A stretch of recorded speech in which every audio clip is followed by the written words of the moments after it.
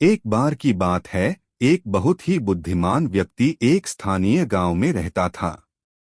वो बुद्धिमान व्यक्ति उस गांव का मेयर था और गांव का हर कोई व्यक्ति उसका सम्मान करता था। उसके विचारों और राय को अच्छी तरह से स्वीकार किया जाता था। कई लोग सलाह लेने के लिए उसके पास आते थे, लेकिन उसका बेटा हालांकि बहुत आलसी था। सोने और अपने दोस्तों के साथ समय बिताने में अपना समय बर्बाद करता था। किसी की भी सलाह या धमकी का उसके ऊपर कोई भी असर नहीं पड़ता था। वो बिल्कुल भी नहीं बदला और साल बीतते गए। और समय के साथ साथ उस बुद्धिमान व्यक्ति की जवानी भी खत्म होती जा रही थी। जैसे जैसे वो बूढ़ा होता चला गया, वो अपने बेटे के भविष्य के बारे में सोचकर चिंतित होने लगा। फिर उसे याद आया कि उसे अपने बेटे को कुछ देना होगा ताकि भविष्य में वो अपने परिवार का ध्यान रख सकें। उसके बाद उस बुद्धिमान व्यक्ति ने एक दिन अपने बेटे को बुलाया और कहा कि मैं चाहता हूं कि तुम जिम्मेदारियां लेना सीखो और इस जीवन को समझो। और मैं चाहता हूं कि तुम अपने जीवन के रियल पर्पस को ढूंढो। और जब तुम उसे ढूंढ लोगे तो उसे तुम हमेशा याद रखो। तब तुम सदैव खुशी और आनंद से भरा जीवन जी सकोगे। फिर उसके बाद उन्होंने अपने बेटे को एक बैग सौंपा।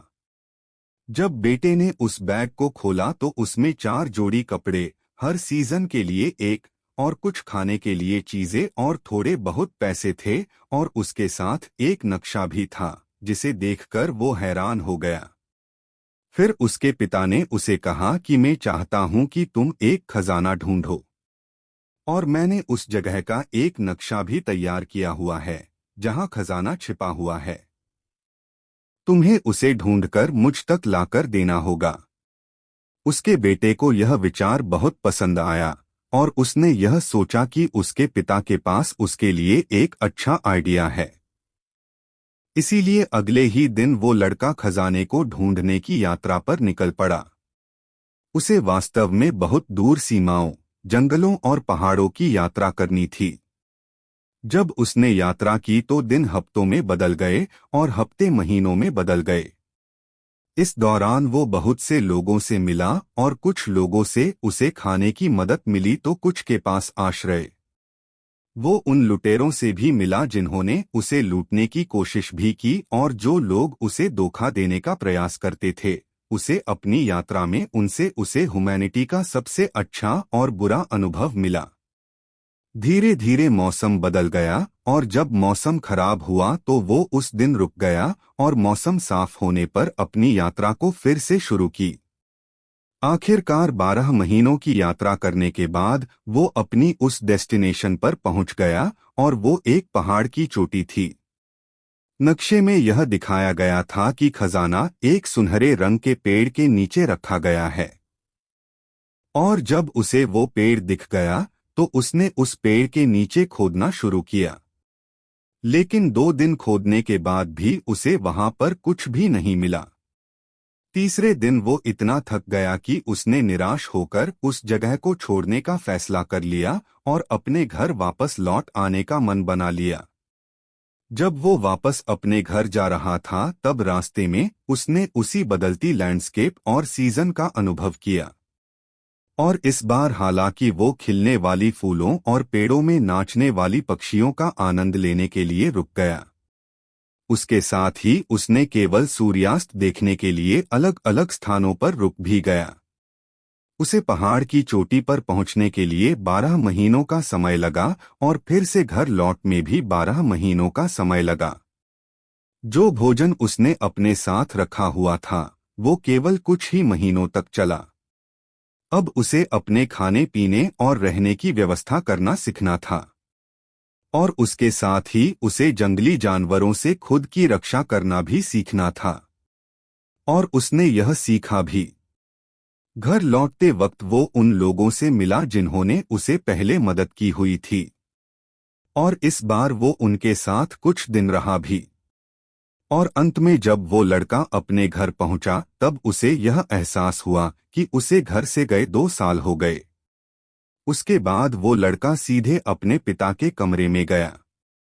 जब उसके पिता ने यह देखा कि लड़का बहुत दिनों के बाद घर लौट आया है, तो पिताजी तुरंत खड़े हुए और अपने बेटे को गले लगाया और पूछा कि तो यात्रा कैसी रही मेरे बेटे? क्या तुम्हें वह खजाना मिल गया? यात्रा तो बहुत ही पैशनेट रही, लेकिन मुझे माफ कीजिएगा, मैं खजाना नहीं ढूंढ पाया, क्योंकि किसी ने मेरे वहां पर पहुंचने से पहले ही खजाने को निकाल लिया। यह सुनकर पिता को आश्चर्य हुआ, पर वे बेटे पर क्रोधित नहीं हुए। फिर उस बेटे ने अपने पिता से क्षमा मांगी कि मैं खजाना लाने में असफल रहा। फिर पिता ने मुस्कुराकर कहा कि वहां पर ऐसा कोई खजाना था ही नहीं। यह सुनकर बेटा क्रोधित तो नहीं हुआ, लेकिन बहुत हैरान था। बेटे ने कहा कि तो फिर आपने मुझे उसे ढूंढने के लिए क्यों भेजा?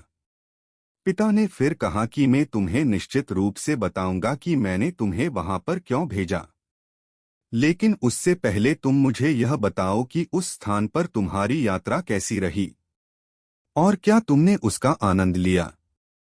फिर बेटे ने कहा कि निश्चित रूप से नहीं पिताजी, क्योंकि मेरे पास समय नहीं था और मैं चिंतित था कि कोई और व्यक्ति मुझसे पहले उस खजाने को निकाल कर ले न जाए। इसीलिए मैं उस पहाड़ की चोटी पर पहुंचने की जल्दी में था, लेकिन मैंने घर वापसी की समय में यात्रा का आनंद लिया। मैंने कई दोस्त बनाए और हर दिन चमत्कार देखा। मैंने कई सारी विभिन्न स्किल्स और आर्ट ऑफ सर्वाइवल सीखी। इन सभी सीखों ने मेरे खजाना न ढूंढ पाने के दर्द को भुला दिया। पिता ये सुनकर बहुत खुश हुए और अपने बेटे से कहा कि बिल्कुल मेरे बेटे, मैं चाहता था कि तुम एक लक्ष्य के साथ अपना जीवन व्यतीत करो, लेकिन अगर तुम अपने लक्ष्य पर ज्यादा ही फोकस्ड रहोगे तो तुम इस जीवन के रियल खजाने को खो दोगे। सच्चाई तो यह है कि जीवन का कोई लक्ष्य नहीं है, बल्कि जीवन एक यात्रा है, और वो ये चाहती है कि तुम उसको अनुभव करो। दोस्तों, बस ये याद रखो कि जब आप अपने सपनों, लक्ष्य का पीछा करते रहते हो, तब उस यात्रा का आनंद लेना बिल्कुल भी न भूलें। आप सफल भी हो सकते हैं और असफल भी हो सकते हैं, लेकिन सबसे बड़ी सीख इसकी यात्रा में है। हर दिन अच्छा होना और हर दिन दूसरों की मदद करना और हर दिन खुश रहना, यही जीवन का असली लक्ष्य होना चाहिए, और कुछ मायने नहीं रखता है। यही सीख हमें इस कहानी से सीखने को मिलती है। उम्मीद है आपको आज की यह कहानी पसंद आई होगी।